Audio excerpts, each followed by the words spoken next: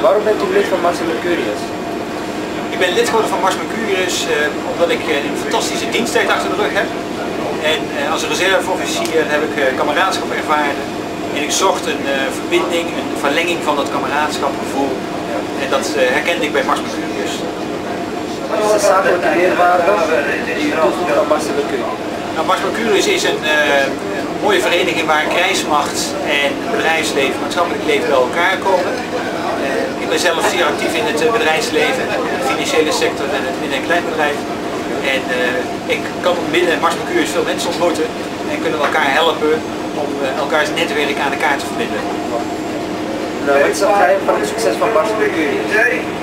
Nou, ik denk dat het geheim is dat alle leden zijn ooit officier geweest, beëdigd tot officier.